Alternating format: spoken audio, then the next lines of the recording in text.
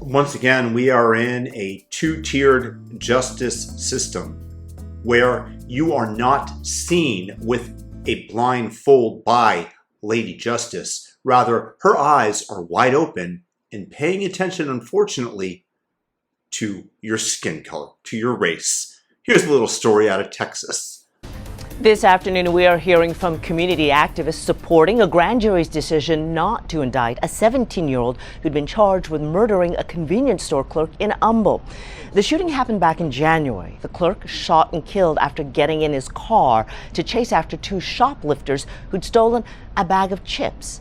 Community activists say that the teens were defending themselves. But I said from the very beginning, when I turned these two young men in, that there was a lot more to this story that needed to come out, and that I was confident that once the truth came out, they would see that this case was self-defense.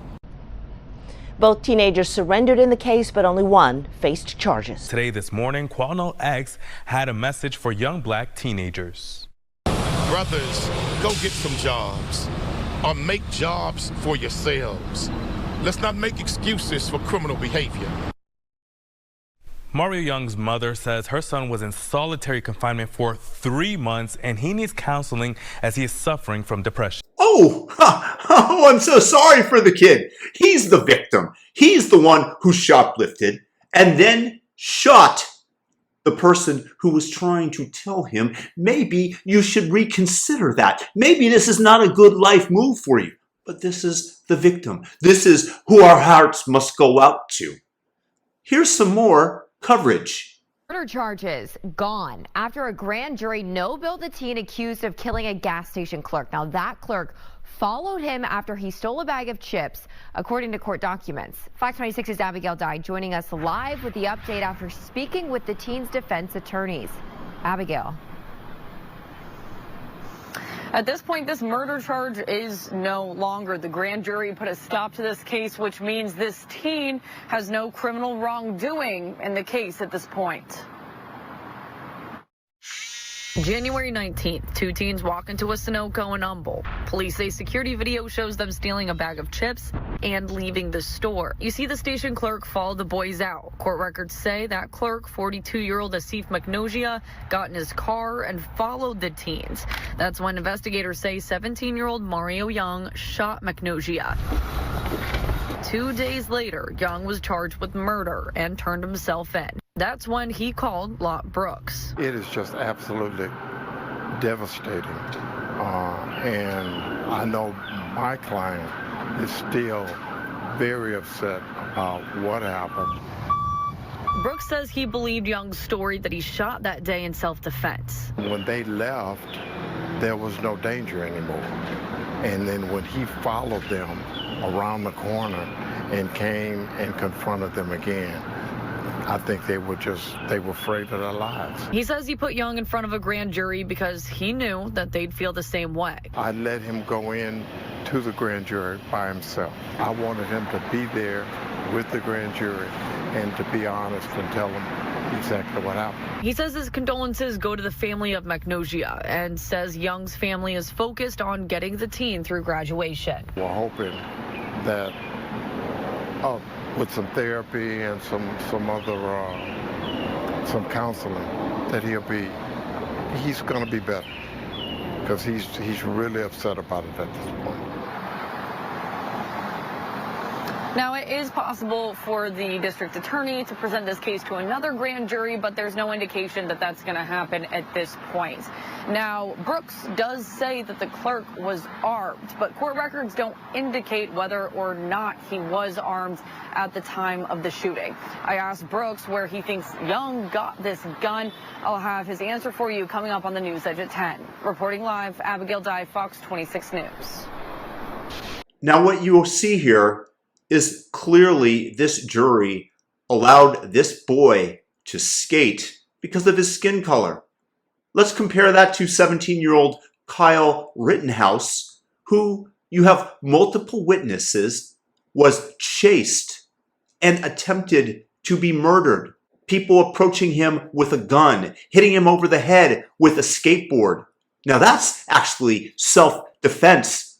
Not having a store clerk chase after you instigate it by thieving from his store and then shooting him. This is a woke grand jury that allowed this boy to go free because he is black. I don't really see that there's any other possibility for it. Oh, the poor victim. Oh, he needs counseling. Oh, his family's depressed. What about the man that he shot? Oh, our hearts and prayers go out to him. We give him our condolences. This young scholar, as Black Conservative Perspective calls them, should be locked up. He took somebody's life. But because we're in woke communist mode, we see the victim, which is why he went into the courtroom. There's a famous story that I heard on Alan Dershowa's podcast where a man who was black in the Jim Crow South had sex with an underage 17-year-old girl when he was 19 and was accused of statutory rape. They refused to send him to the trial, as was his right, so the jury never saw him. So justice was blind.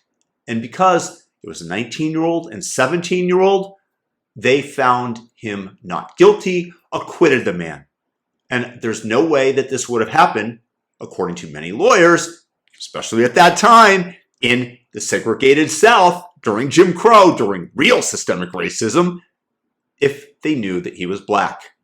The same thing here. A woke grand jury will see skin color, and if it's Kyle Rittenhouse, give him the nth degree, have the entire media apparatus haranguing him, calling him a white supremacist. Eventually, because the evidence is so overwhelming, they let him go, but they made his life a living hell. Here you have a young scholar who instigated the whole thing, who murdered this store clerk who came after him, likely say, "Bitch, you coming after me? Bam! Let's put a cap in your ass." Because that's probably exactly what happened. And I'm just surmising. But they let him go because he's black. And this is not the country that I want to live in. We are doing this to ourselves. The only way to destroy the United States is internally, and the communists have found a way to turn the wheels and to throw sand into the engine and get it to implode on its own. I am really disgusted by it, and this is racism right here, except it's against whitey. And just take a look also in Texas, what happened to Daniel Perry, who they actually convicted, not Daniel Penny, his name's Daniel Perry, who they convicted as somebody approached, as in a mob, approached his car with his gun at low ready, pointing in his direction, and he shot him. And he was convicted. In this case, the grand jury, because of the race, did not even want to prosecute the young scholar.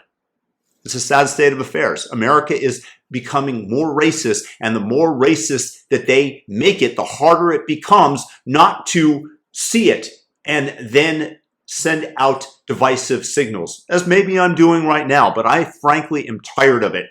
We need to go back to basics. Martin Luther King's "I Have a Dream" speech. Let my children not be judged by the color of their skin, but by the content of their character.